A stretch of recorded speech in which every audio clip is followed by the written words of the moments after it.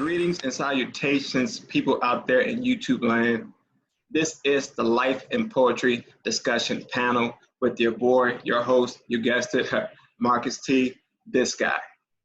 I have a very special person with me today to talk about something very dynamic. And yeah, it's gonna be awesome. I'm gonna throw it to her. She's gonna introduce herself. You can see her in the little picture. I don't know what side she's gonna be on when I upload this here. She's over there somewhere, one of them sides, all right? So I'm gonna throw it to her. So introduce yourself. We're gonna get this thing popping. Go. Hey y'all, it's Ebony. I'm here with my brother Marcus T, and we're gonna get this thing done today. We're gonna learn about some self-growth and some reflection. So without further ado, I'm gonna hand it back to my brother. All right, Marcus T, you got it. Now, guys, beforehand, I asked her not to do that type thing, but she did it anyway. It's all right. It's all right. That's what little sisters do, right? They don't listen to nothing until they get in timeout. All right. We're going to talk about her timeout when we finish this video here, guys. But yeah, so we're going to talk about self-growth and self-reflection. If I'm moving, guys, forgive me. Remember, I'm in my keyboard today, so it's a little short and needs to be popping up every now and again. But you guys know, you've been with me for some time. But yeah, self-growth and reflection, which is a pivotal part in dealing with mental health and mental awareness. And by the way, this is also Mental Health Awareness Month. So this fell right in line with, yeah, it's gonna get popped, right? So I take notes, guys. I take notes on some stuff, right? I don't typically take notes, right? I don't typically take notes at all, right? You know me, I don't do it. But I wanted to come with some factual type things, right? So I looked up the definition of self-reflection, specifically self-reflection. Self-growth seemed to be a common thing. We grow in self, whatever, but reflection for me was just a deeper topic there. So I looked it up, and it was defined as meditation or serious thought about one's character, action, and motives, right? And I was like, who can I get with to talk, right? Wow, like it was just like, and I was like, I felt stupid because I really thought that I'm just like, I'm gonna go back and look at my past and push from there. But it tapped into something more. And luckily I have someone here who's with me who has been through some stuff. She's been through some life's experiences, and prayerfully she shares her testimony with us today. I'm a preacher, man. So sometimes we have a little church sometimes, but it's all right. It's all right. You know, we might have some church on here today. If it happens, so be it. We're gonna post it. We're gonna keep it popping like that. So, Ebony, right? Yes. Before you go into, if you choose to give your testimony today, before you go into that, I want to ask you something. And if it's too much, just give me the blink twice thing, and I know to cut it out. All right. All right. All right. So I want to know, at what point in your life did you realize that you had to go back and reflect on some things? Like right now. Yeah, it took about, I want to say, what are we in? May, right? So April, March, literally, like it was a very fast turnaround, but I was going into a mental downward spiral, and God was showing me some things that was kind of reflecting, like it was almost like God was putting the mirror up to me, right? And so those flashbacks were happening as I was going through this mental breakdown. And when I got to my lowest point, it was like, okay, so what do you do now?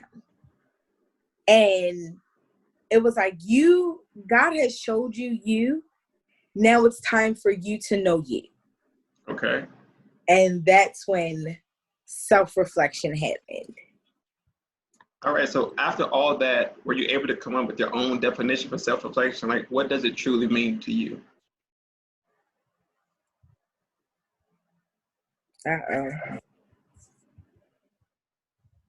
Technical difficulties, they happen. We're pulling things. Brother. Right.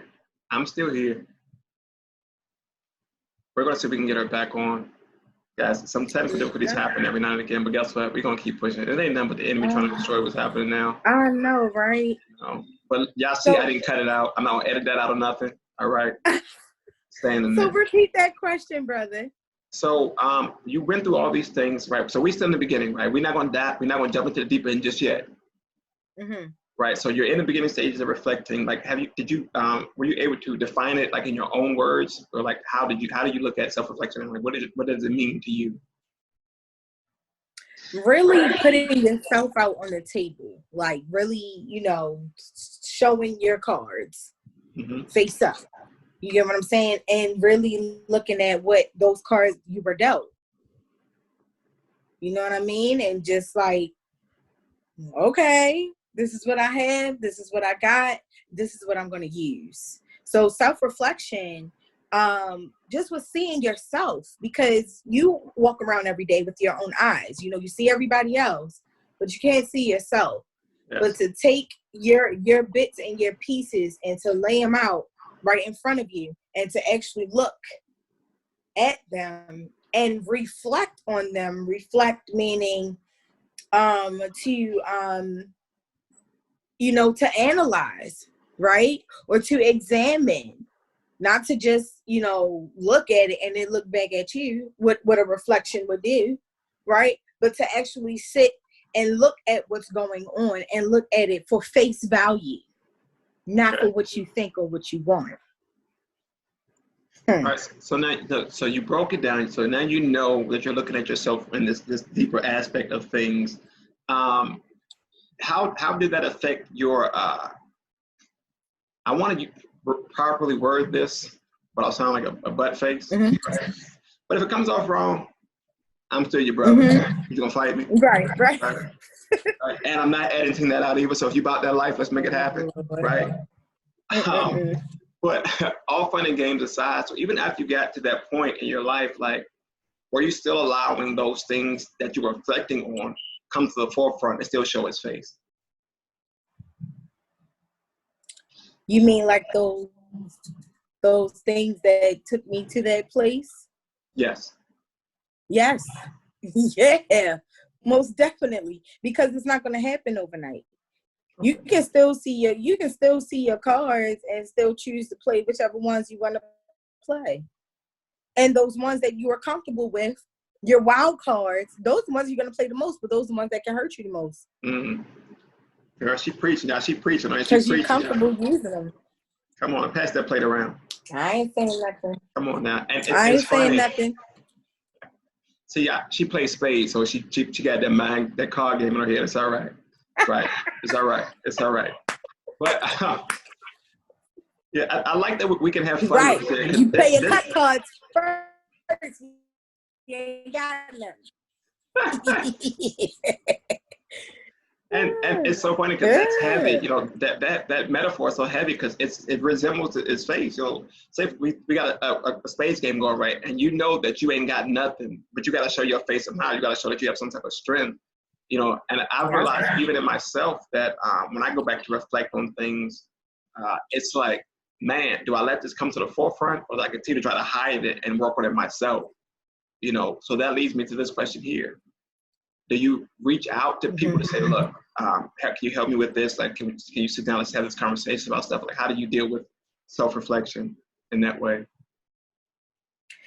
Self-reflection is exactly what it's called. Self-reflection. It's not anything that you can ask for help for, because sometimes you don't even know what it is.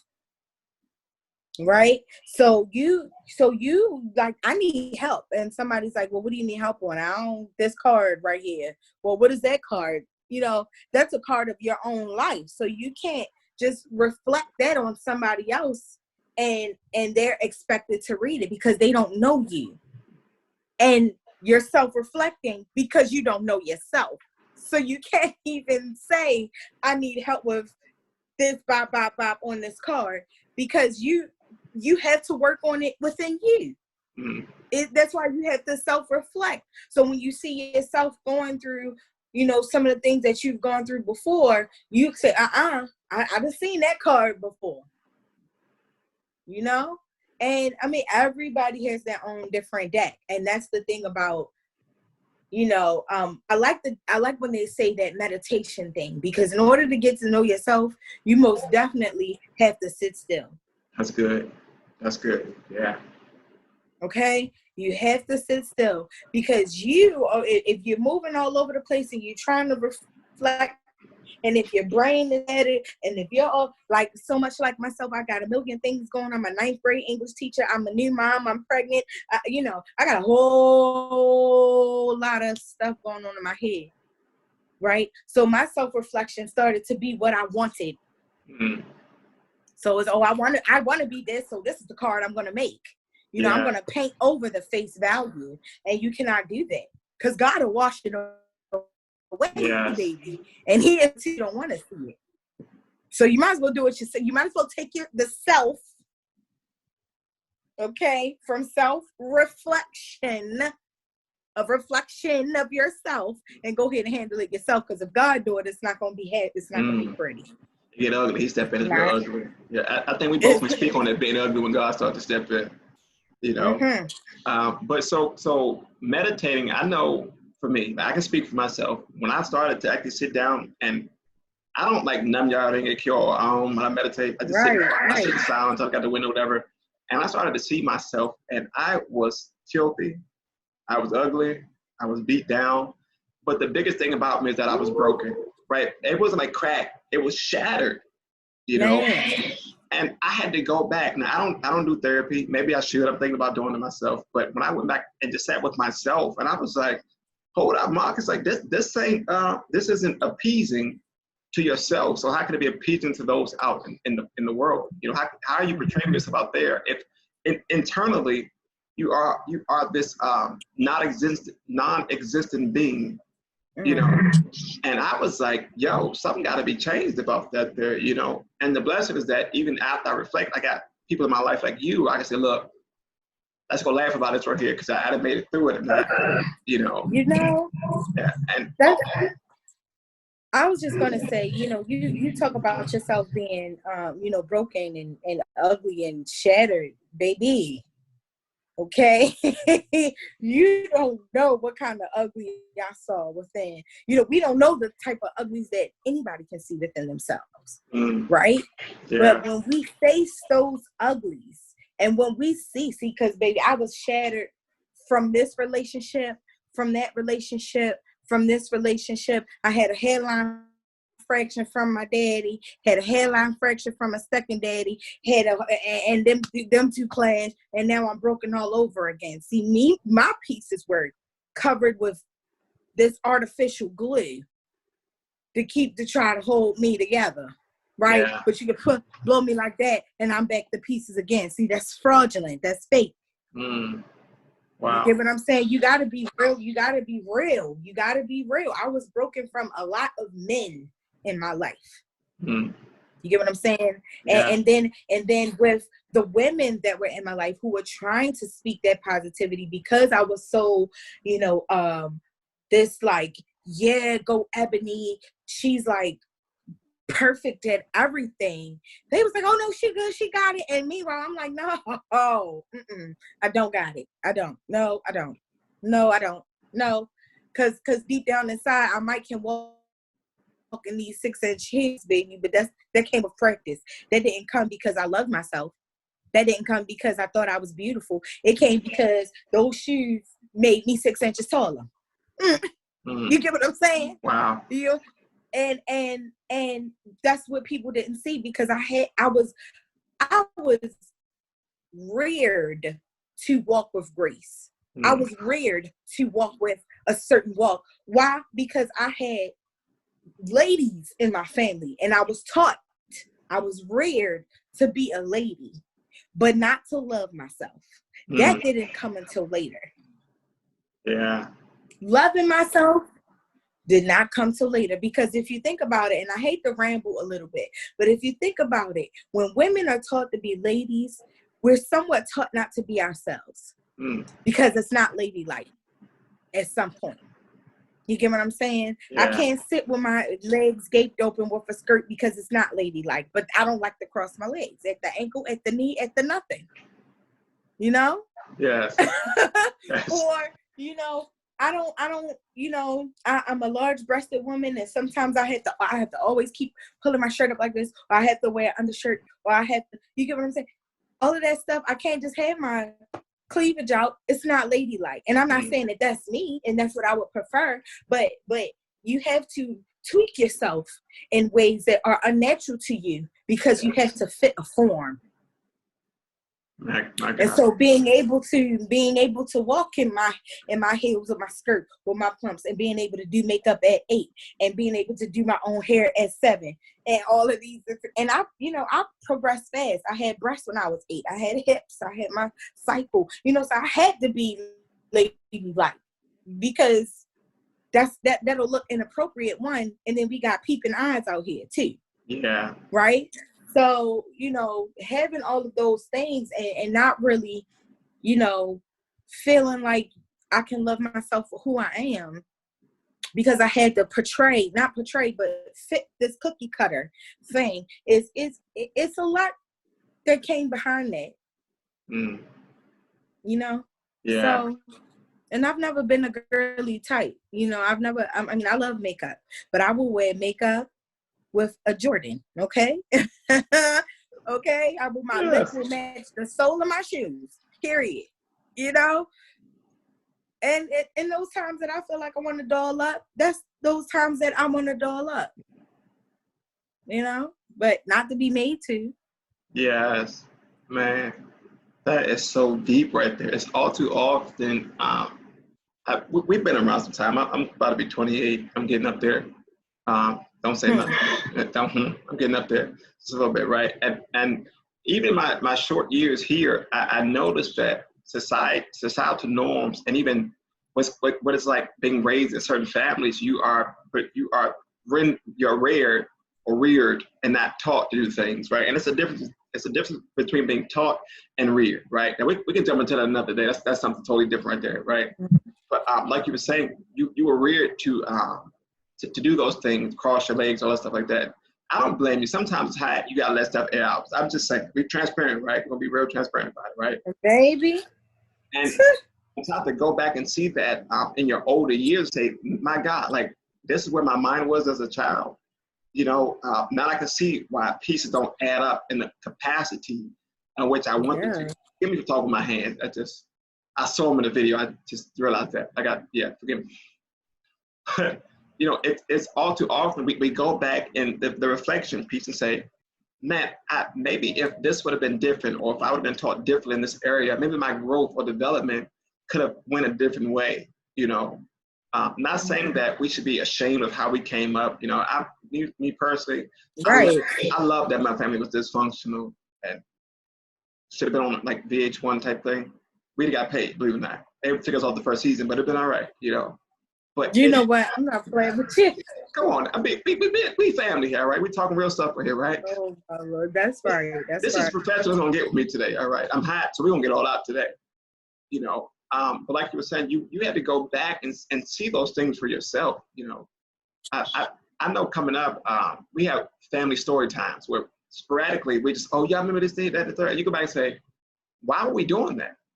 That could have been detrimental to me getting to where I am today, which I know, me personally, it was. Life and Poetry fam, you guys know my story, so you know what I'm talking about. But it's like when that reflection piece comes up, it's like, I need help. And I can't do this with you in my circle right now. Like you said, keep it yourself. I don't need you telling me what I should do or what I should tap into, what I can't go back into. Like, this is about my growth. Those very people that you ask for help during self-reflection, it's this thing called projection. Okay. And so what they would do is during your self-reflection is project what they're going through in your life and try to give you advice on that. Yeah. And what happens is when you project at a reflection, that projection comes right back at you and blinds you with what it is that you even need to see. So you're back at step one again. Because now you're letting too many things, too many projections come at you when you're trying to self-reflect. And I know I'm a lot animated, y'all forgive me. I'm a theater major. I'm a bunch of all of I'm with all of the stuffs, You know what I'm saying? So I'm just saying, like, when you start to self-reflect and you get those different projections, you start getting those lights back, flash back at you. And that's not good for you, because then you're blinded again by what's going on with somebody else. Mm-hmm. See, now when you're trying to help yourself, now you're starting to help others, and now you're starting to be broke. You're starting to get chiseled at again. Right? Because you thinking that is you helping you, but it's really you out there helping other people when you're the one that needs help yet again. Okay, so now you done took your 2 steps forward. Okay, you done sat down and you done laid your cards out. You step 1 and step 2, but now you it's like you asking the other spades partner. The other say, hey, what do I put out now? Yes. And they talking about some, yeah. Put out all your spades first. Yes. Oh my God. That's good. You know what I'm saying? Yes. And so then you start playing all your spades, and now you ain't got nothing else. So now when your partner needs you, which is your self-reflection, which is you like, hey, I got hearts and diamonds. That's all I got. That's all I got. Yes. Guys, hard time, and I ain't even got no books in them. Okay, Look, know. I ran my possibles already. I ain't got no more. I ain't got no more. No. And then you sitting there like my father used to say, looking stuck on stupid. Because you didn't went back Come deep. on. I'm 28, so if I went back to like age 3, and now all the naysayers get in my ear, like I got to come back to 28 to go back to 3. So that's years of compiled and compressed things that have been happening to me that I got to go back in, because Shirley Joe can put her 2 cents into something. And another thing, it is powerful. And another thing about self-reflection is it's just so simple, self-reflection, and we make it so extravagant, and it's really not, right? It's literally looking in the mirror at your reflection and seeing what you see. Correct? So Yeah. with that being said, with self-reflection comes lessons, and your lessons that you feel come over and over and over again is because you're still looking at that same reflection the same way that you want to see it. Yes. Until you learn that lesson, it's not gonna move until you move. That's right. Yes. And it's just gonna come harder. It's just gonna come harder.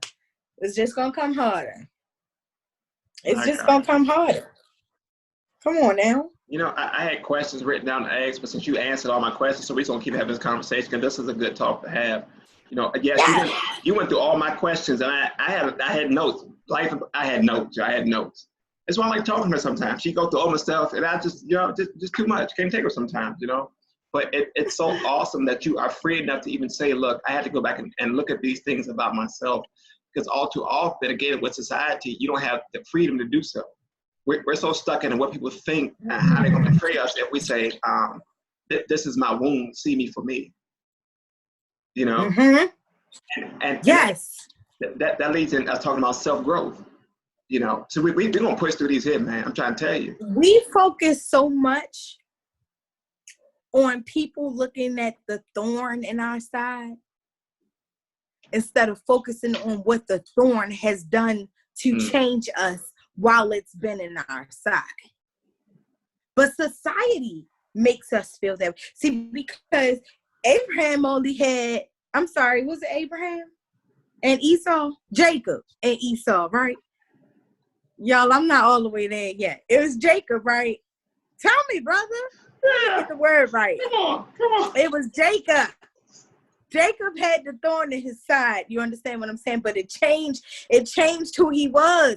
Okay, look, forget it. Edit this out. But he had the thorn in his side, but many of us have many thorns. Mm-hmm. You get what I'm saying? Many of us had the thorn of depression, had the thorn of anxiety, had the thorn of low self-esteem, had the thorn of daddy who did this, molestation, rape. I mean, we got a whole bunch of thorns on us, and we people see our thorns. We think that people just see our thorns. Again, that's that self-projection thing, right? So we project that kind of stuff. Then when we get that kind of stuff, when we looking like, well, why did I deserve this? Because you're not letting the thorn change you. You're letting the thorn be you. Come on now. Okay, you are not molestation. You are not rape. You are not your past from your fathers. You are not low self-esteem. You are not this. You are not that. Okay. So when it comes down to when you, you may see your thorns in your self-reflection, and you may see where it hurts, and you may see where you got patched up, or you may see where you have stitches in you, but those do not define you. My God, yes. Those are a part of you. And then those things are also very temporary. You put some Neosporin on it, and it's going to go away. You're going to know the story that it told. You understand what I'm saying? Those scars are valuable. You're going to know the stories that it told, but scars don't last always.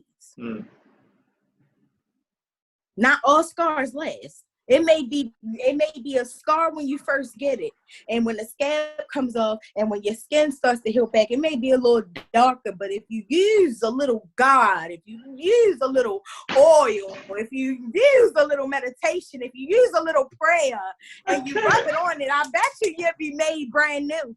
You know? Yeah. Can I press hang up now? Can we? Because I wasn't here for this. No, this see, I'm the preacher, right? But she just took us to church there. And she gave it to you in a humanitarian type of way, because it's so true. It's so true. And as a minister, I would be remiss if I wouldn't say this. Everything goes back to God. It all goes back to God and your relationship with Him. Full circle. Right? Relationship is key. You have that relationship with yourself to get to the Father.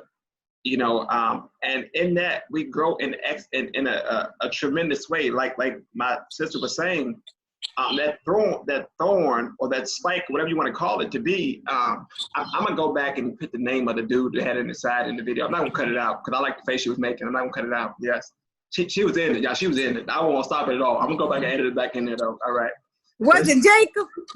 I don't remember myself. That's why I'm just dropping in the video when I edit it. It's Jacob and Esau. Jacob had thorn because he was fighting with the angel under the tree when he ran away with Esau's blessing. I know the word. I know it too, but I don't know the story. All right, don't throw that at me like that. All right. Shoot, you don't get me caught up out here. All right, get me caught up out here talking about some falsities. I ain't got none. That's not what we do here. All right. Shoot. I'm very transparent as a minister. All right. I read the word daily, but I might not know all them stories by heart. Trust me, I don't. All right. You know what I'm saying? I know Jacob, Samuel, and David. That was good enough for me to get. Look, all right. Come on now. All right. Those are heavy people back then now, But I'm not playing. But that growth part in the reflection piece for me is key, because you can't reflect without growth. You could reflection is to see you get to where you want to get to. You got to grow after go back and corrected things that you've been going through. You know what I'm saying? And also, I was waiting for us to get to that part. Well, go on, preach. You take off. I'm gonna sit back. No. I mean, I was just saying because but we just have to have the self-reflection conversation just as itself, because you have to know how to do it. Yes. Okay. And then with self-reflection, as I said before, those lessons that you're going to keep getting back and forth is because it's not going to happen until you grow from it. Come on. Yes. You have to grow. So if you have to grow from your past. You have not even from your past, but you have to grow from one level to the next. And please understand that going from one level to the next doesn't mean that you're not going to face something else. Yes. Because it's another level, is going to be another level demon. Okay? Take him to church. I used to play this game called Blinks all the time, and I don't know if anybody, I'm probably showing my age, help us. It was like on the first Xbox. Anyway, but each level had a boss level. Mm-hmm. You get what I'm saying? Each level had a boss level. So whichever, level 1, you had a boss level. Ooh, you had 3 lives. Boom. You killed them in 1. You know what I mean? You didn't even lose a life. You get to your second level, you know, you try to be a little cautious because the boss level gets a little bigger. You're like, okay, oh, boom, I might lose a life this time, but I got 2 more lives. When you get the level 3 and 4 and 5 and 6, okay, because the point of it all is to not get too comfortable. Amen. Oh, because God don't like comfortability. That's one thing he don't like. He it's not for you to be comfortable. Okay, you have to work. Yeah, I believe the words say faithful without works is dead, right? Come on now. Okay, Come so on it's now. no way that you can sit up here and as a 9th grade teacher, my students, they go, Miss Orr, how can I get my grade up? Do your work. When you come to class prepared. Okay? Study with the expectation of learning something. That's how you can get your grade up. Yes. But if they keep coming to my coach class, and every time you come to the coach class, you still doing the same thing that you did last coach class, and you didn't learn nothing last coach class, and now you're at the same coach class, not learning nothing, baby. Where we going? Yeah. You at that standstill. Yeah, you at that standstill, you know. Ain't nothing gonna come in that comfortability of that standstill, but the same old. And after a while, it gets tiring. It gets tiring to the point where you say, I'm gonna go back, I'm gonna retreat, because you're tired of being comfortable in that space, so you don't want to elevate yourself because you're scared of what's gonna be there. You know. Again, guys, technical difficulties again. I don't know. Her internet connection must be some trash. I don't know what's going on. I really don't understand it, but we're gonna keep it going. She won't come back in, guys. But self-reflection and self-growth is a thing. Are you there? Hi. You there? Sir, I am here. I'm here. Can you see me, hear me? I can see you. I can hear you. Okay, great. Good. Awesome. This is fun. But I was saying that when we get to that place where we start to give up, or where we start to, you know, feel like, oh, this is worthless, but then we start pointing fingers at God. Then we start asking God, why us? Why did you do? Why did you let? Why did you get? And God is sitting up here looking like, you idiot, fool, child of mine. What did you think I was doing? Okay, when I sent you that boyfriend that you had last time that beat your butt, okay, and then you got a second boyfriend the second time that beat your butt, and then the third one came and put you in the hospital, then what would you expecting me to do? I sent you 3 of them. My God. So that you could learn a lesson. But wait, sis, that's a different topic. You're tapping into something different. All right, we got to stay here. All right, stay here. No, it's not. It's not a different. It's the same topic because it still comes with self-reflection. I'm talking that's about that reflection I'm talking about. I'm talking about from my channel. Though. We're gonna tap into that on another day, though. All right, because we got to go in depth about that. That's something I want to actually dive into because that's key. Like you said, in self-reflection. Oh, you think this is over with part 1? Yeah, she'll be back for part 2 through 6. All right. 2 through 6. I didn't sign up for this. Yeah, she don't look. She getting look. She look at my face. All right, bobblehead, right? But yeah, because the reason I wanted to break that separately because that in itself is an entire entity that expands on other things. You know, there, and we'll be for the next 4 hours. You know, I'm not trying to upload on 4-hour video. They don't keep me off of the YouTube 4-hour video. Okay, you're right. Okay? But it might pull people in though. We're gonna keep talking. They're gonna pull them in. Because real talk, because this is stuff people actually need to hear. And yeah. Too fast, especially what's happening today. We see everything around us and it's saying, stay in your bubble, stay in your shell. You know, and it's funny because Rona, COVID-19 is like, you gotta stay in your bubble. You can't go outside, you can't interact with nobody. That's fine. But in this time, what do? You reflect, you sit down and you go back, you analyze, you mentalize, whatever the word is. You go back and reflect on all. I don't think words ain't my fashion. I'm a poet. I mean, you're really not gonna have a choice. And see, that's that ugly part that I was talking about. When God wants you to do something, He's gonna make sure that it happens. Exactly. Right. So not only is Rona in there keeping us in the house and stuff like that, but for his children. But Mm-hmm. for his children, it is a very big self-reflection on us all. Yes. Yes. And so when we get to a point where we have to shut in and we have to sit down and it's nothing for us to do, it's like being in a disco ball because it's nothing but mirrors around you. Come on now. Come on now. Because whoever you live with, they tired of you. Mm-hmm. Okay? And whoever you call on the phone every single day, they starting to get tired of you. Yeah. Okay? Yeah. And then you gonna start getting tired of you. Okay? Then there's gonna be turmoil somewhere in your home where you arguing and you nagging with this person, you arguing and you nagging with this person, and you feeling some type of way about yourself. It's because it's you. My mom always told me when too many fingers point at you, it's time to look at you. Come on now. When everybody tells you you're wrong, you're wrong. Checkmate. Okay, exactly. So if it comes down to a point where it gets to you, where you getting on your own nerve, baby, it's you. Come on now. But then it's time to sit down. You know what? I find that funny because all too often we're scared to admit that it's us. You know, even when we go back and reflect on the situation, say, I was completely in the wrong, but I'm not going to admit it. I'm not going to apologize for it because it makes me look weak, you know? And we got that mindset because that's how we were molded as people, especially, I'm going to go there, African Americans. Whenever we apologize, we come off as being weak. And we're scared to go back into that dark place and reflect on it and pull it to the forefront. Because it's like, man, this is just like, if Jimmy Dean over here see me like this, he gonna take advantage of me. He gonna think I'm soft. Or even as a man, if I let you see me in my weakened state, if you see me cry about something, oh, I'm soft. You know, I can't fend for myself. But if me reflecting back to my trauma days makes me shed a tear, so be it. I almost cussed. Jesus, take the wheel. I'm gonna shed that tear. You know. Yes, but I'm gonna say. And I don't want to say but, because as an English teacher, when you say but, it cancels out what you said before. However, okay, all right. Say that. Also, we can say that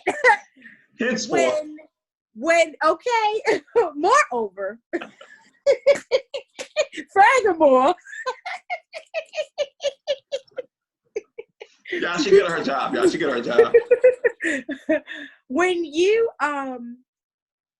for us African Americans, you said for us African Americans, it's hard for us to see ourselves, and we try to, you know, point the finger at what made us do something, right? When and I want to say it's something called post-traumatic slave syndrome. Now that's a whole nother topic that we can get into on a whole nother day, where we take our isms and our schisms and what happened to us and the oppression and the depression that we had, and it's systematic in us. You know what I'm saying? We want to say it's something that runs through our blood, right? But now, if we want to go back to the days where we were supposed to follow instruction and listen to God, and when God gave us an instruction and us as a Black people wanted to do what we wanted to do, then came those issues. Then came post-traumatic slave syndrome, and while we sitting around here slacking down. Okay, yeah, you almost cussed, didn't you? You know, I saw your face. Yeah, she know we not cussing on here. I'm not trying to get flagged on YouTube. All right. We're gonna keep this family friendly. All right, we're a family. Oh Lord, here we go with this stuff again. But you know, and it's funny. Technical. It's crazy. It's crazy. It's crazy.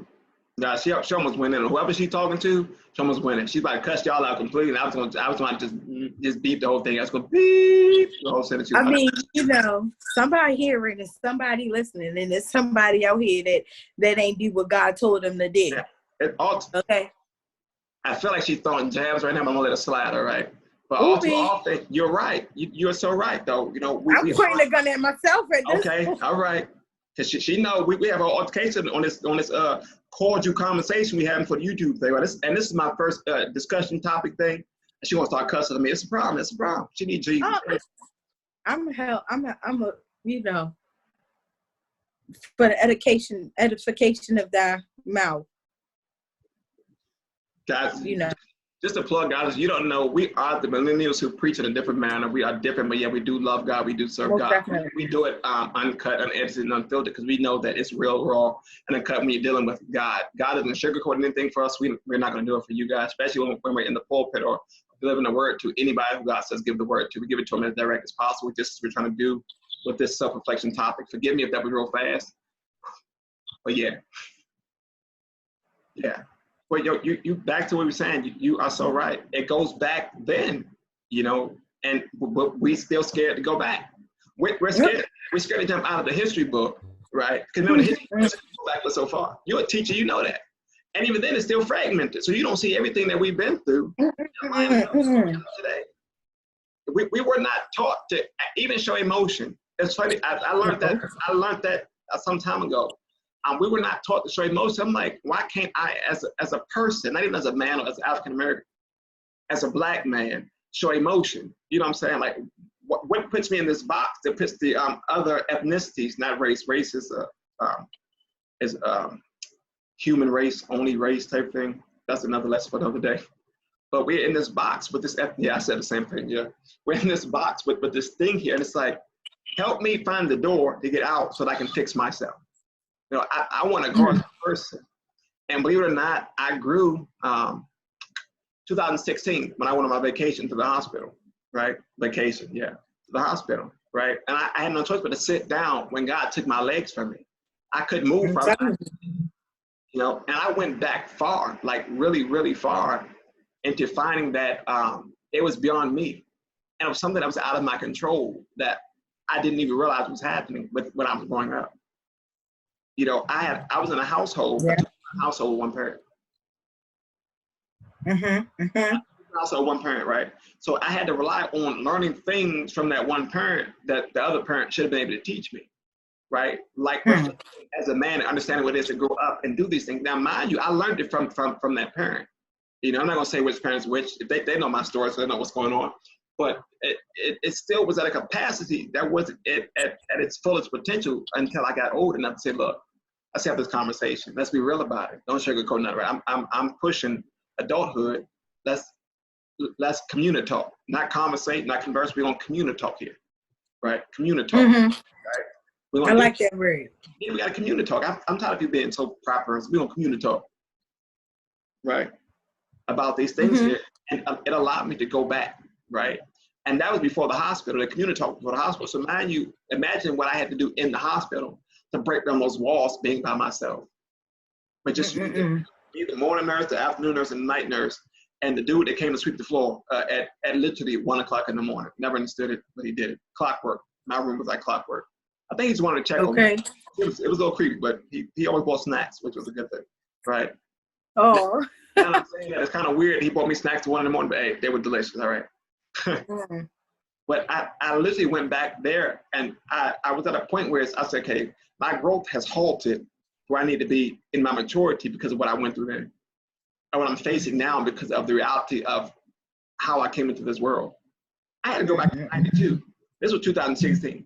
Right? I had to go back to the birth at Prince George's County Hospital, Prince George's County, Maryland. The same, my grandmama died the same day I was born. Oh, wow. Right? See? So my birthday, that's the day she took her last breath, type thing. Literally. Same day, same hospital. Who has that story to tell? Wow. And I had to go back even to look on that because I'm like, I don't know her, but they say I look like her. I have some of her mannerisms, but I have not. I have literally one picture of this lady, one picture of my grandmother, one picture.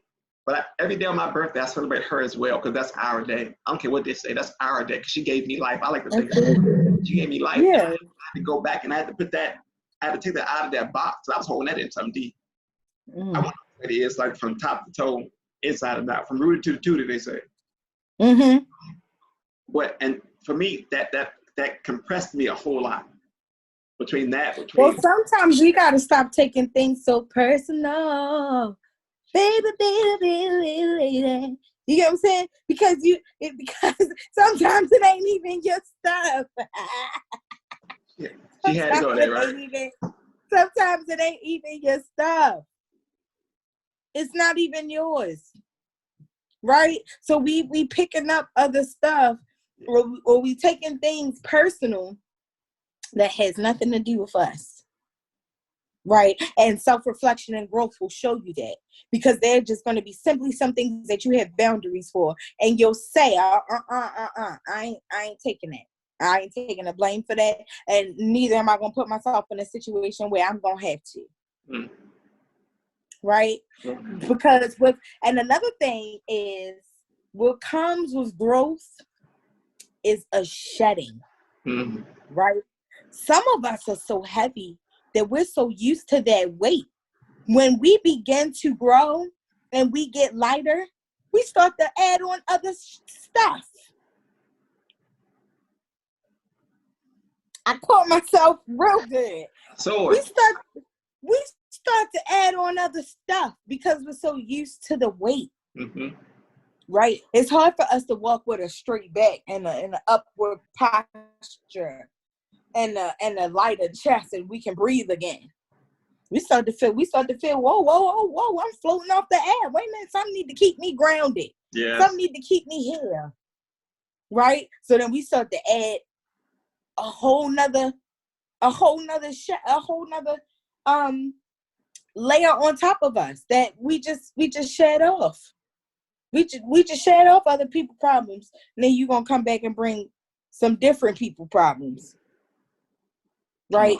But that comes with you growing, because you need to set boundaries. You have to set boundaries, healthy boundaries for yourself, for your mental, for your spirit, and for your flesh. Because believe it or not, you can control your flesh. Mm-hmm. You can control it. It's hard. And you don't like it sometimes. But you can do it. But you can control it. Okay? You are the puppeteer to your own self. Right? I feel like maybe the only thing that we can't control is our soul, because God has control over that. Yes. But the fleshly part we got, because we got sense enough to do some of the things that we go do. Yes. So we can have sense enough to not do the things that we don't supposed to do. You know what I'm saying? But you have to set those boundaries for yourself to say, I'm not going to put myself in a situation where, like, somebody who always vents to you. If you feel like you cannot carry the burden of somebody always coming to vent to you, you create that boundary and you only take as much venting as you can. Yeah. Right? Yes. If that is not true. And another thing, God just hit me. Hello. Because some people try to carry on other people's assignments. Now that's where you that's where you go and get yourself in a whole nother pickle, in a whole nother jar. Because when you start to pick up other people's assignments, because you thinking, well, I like the blessing on that person, and I like the goodness on this person, and I like the mercy on that person, and I like the righteousness on this person. Then you start to take a taste at somebody else's assignment. And then you try to carry on that assignment, and that assignment, baby, is too great. Can I be transparent with you? Go through some stuff. Can I be transparent with you? Right. So when I accepted the call to minister, I remember me taking on the isms of other preachers that came before me. Right. Well, I want to do that. I'm a preach like that. Right. My first day at the pulpit, God said, "Shut up, forget everything you've learned, and just speak." I had notes. My tablets had froze. While I'm preaching, my phone froze. I'm like, guess I might have just opened my mouth and started talking, That's it.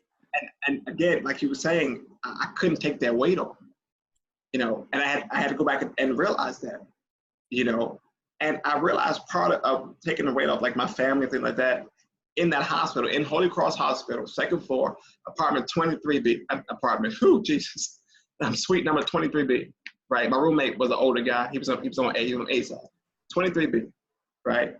And in that hospital bed, I remember God saying to me, release everything, and learn about you. Mm-mm. And it was seriously just that simple for me.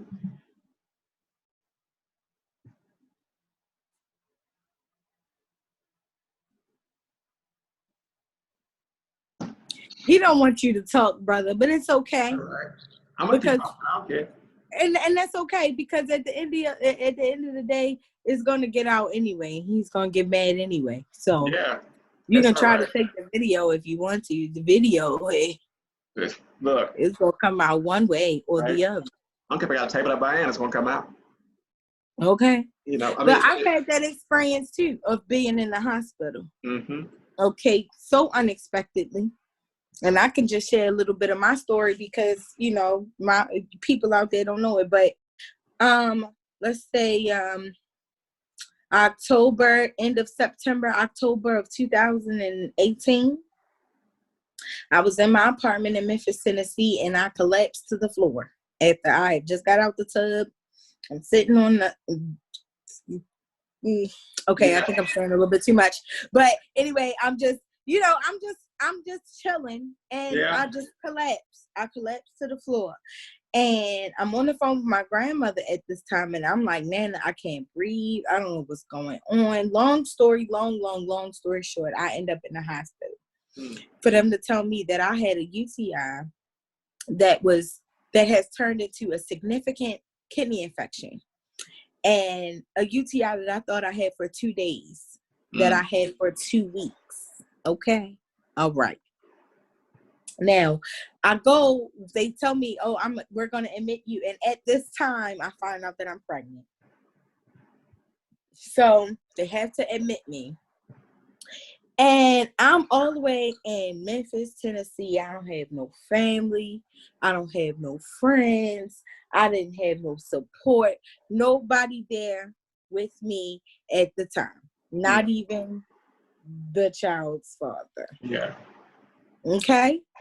So, I'm in the hospital for 5 days.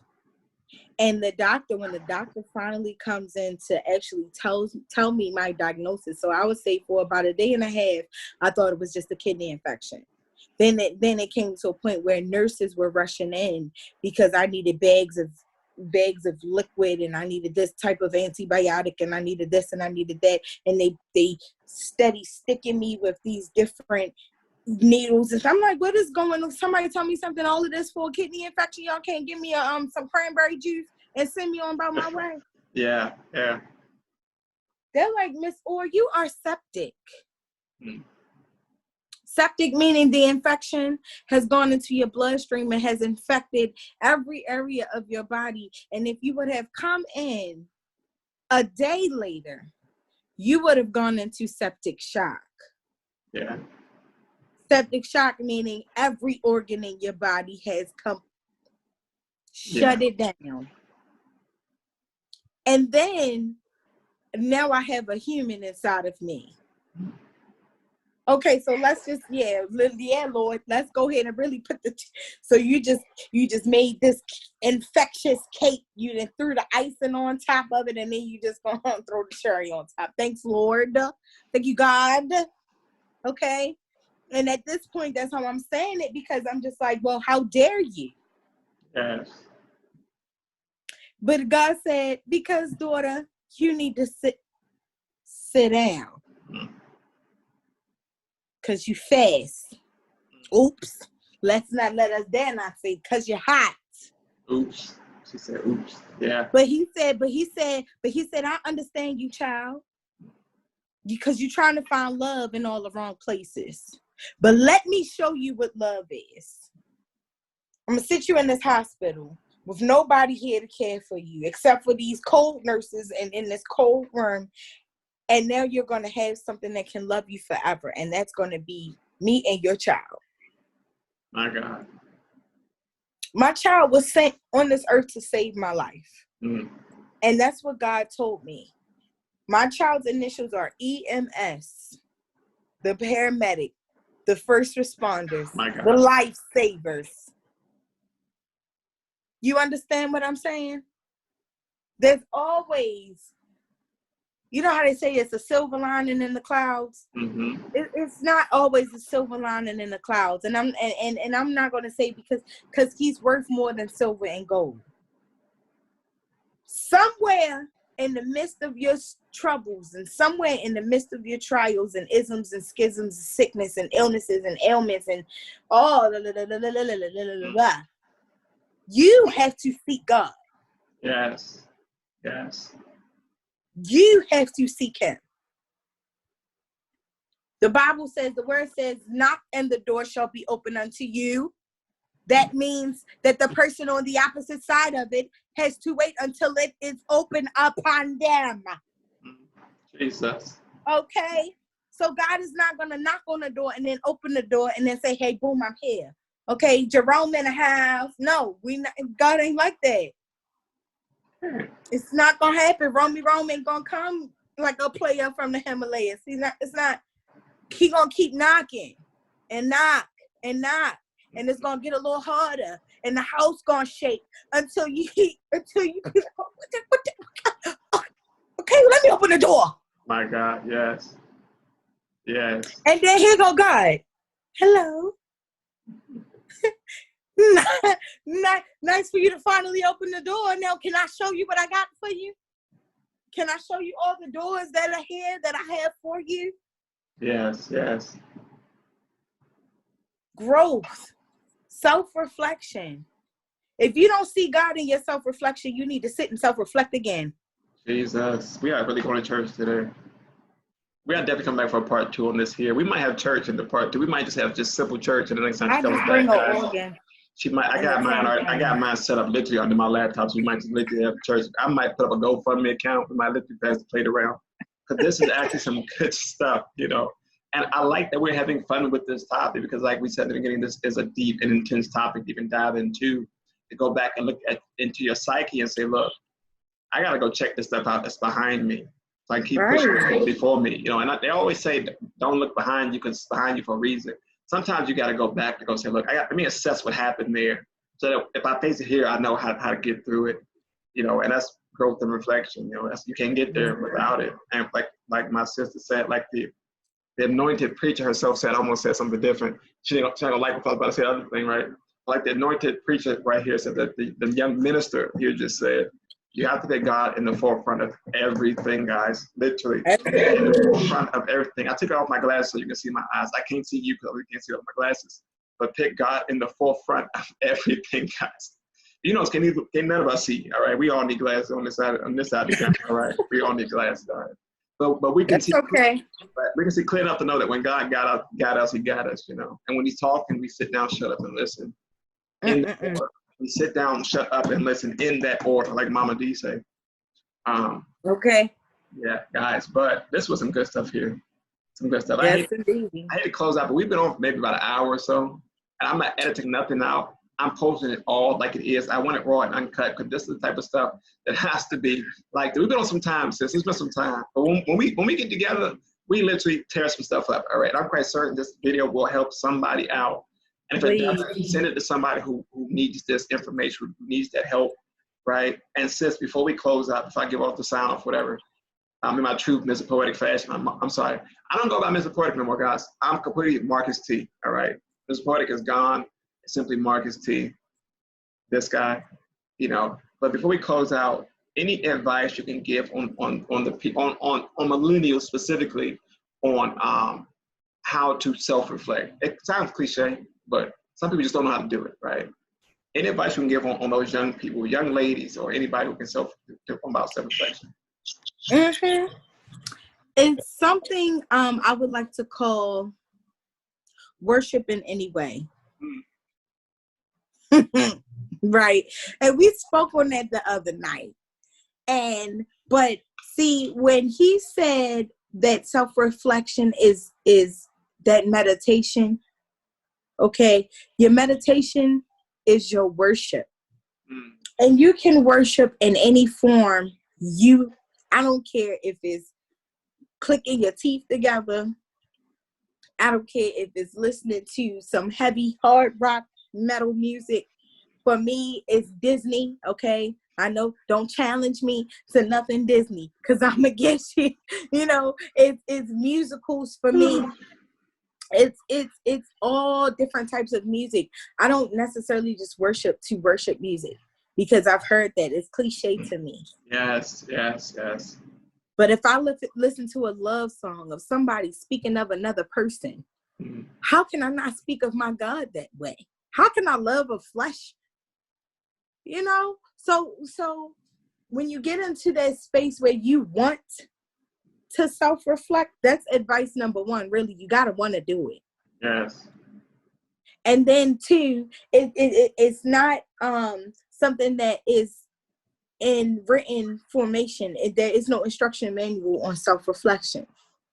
Okay, your self-reflection is how you deem it necessary for you to grow with seeing yourself. Yes. And after you have sat down and you have been quiet and you have listened, then you worship. Yes. And that is in any way you can. So that would be my advice. I mean, that's what I did. You get what I'm saying? I wanted to do it, and then I worshiped in any way that I wanted to. My God. Listening to Circle of Life. Hello, amen. You can't know the bullshit. The God Lion help King's you song? out things.